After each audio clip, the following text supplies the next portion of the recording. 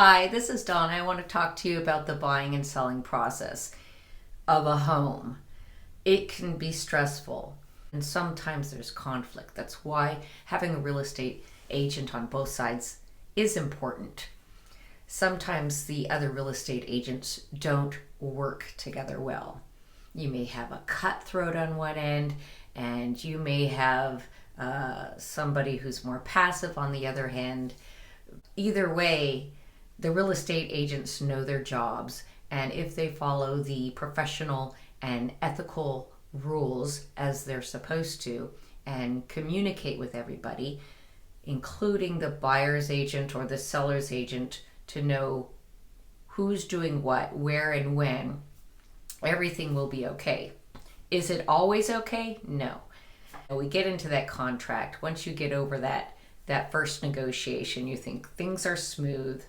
But we always have what's called the second negotiation, and that's in the option period time. A buyer pays to have the right to walk away within, let's say, 7 to 10 days, or it's 12 days. In that time, they get an inspector to come in and see if there's anything major wrong with the house. And if there are things of concern, the buyer says, yeah, I still want to buy it, but I want this fixed. They bring it through as written notice. And this is where the next negotiation happens.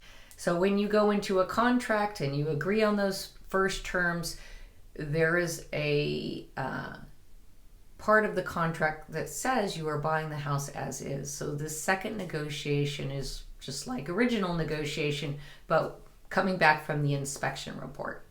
Then the buyer still has the right within those amount of days to walk away for any reason. So once you get past the option period, we're just mainly concerned about the lending and the mortgage company, being able to lend that money to the borrowers. And because the buyers put earnest money down, which is estimation of 1% or more, they do not want to walk away from that contract, because after that option period, they will lose their money. Do people walk away and lose their money? Yes. Does it happen most of the time? No. Because they made all that effort. They want the house. They want to be there. Once you get into that next period, if somebody's buying it cash, it can close quicker and it's not a problem. It's just about agreeing on a date that works best, usually for the seller, if they're still living in the home, and the buyer. So if you have a mortgage happening and you're waiting for that loan to go through, that's where it takes the most time.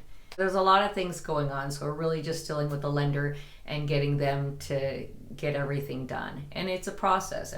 Everybody wants to get everything legal and the paperwork done, and we have to be patient and just keep the communication going, because as long as we communicate with the lender, this is part of our job, communicate with the lender, communicate with the sellers or buyer's agent, and as agents, our clients in particular. So communication is vital. You cannot over communicate with me.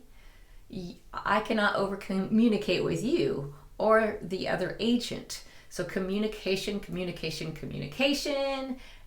is number one. Number two is professionalism and being ethical with your clients, with the other agent, and with the lenders and the title companies and inspectors and everyone you work with. It is very important. We want to treat everybody well, and we want to make sure that we're serving everyone in their best interest. And that's the job of a real estate agent. So our end result is getting to closing day, right? Sold. Whether we're buying a house or selling a house, we want to get to end of transaction and on that sold day. And the last day, you need to know that if you're having a closing on a Friday afternoon, it may not fund if it's with a mortgage loan. It takes a few hours, and it may be a few hours too late, and it won't fund till Monday. If Monday is a holiday, it's not going to fund till Tuesday. This means the buyer doesn't get the keys. The seller's usually already moved out because you got to be out by that day.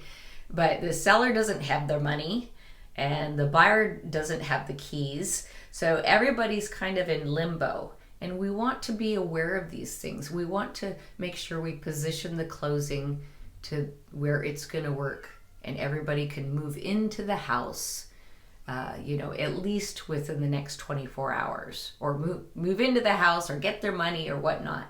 So there are intricacies involved that we need to be aware of, and you need to be aware of as a buyer or seller.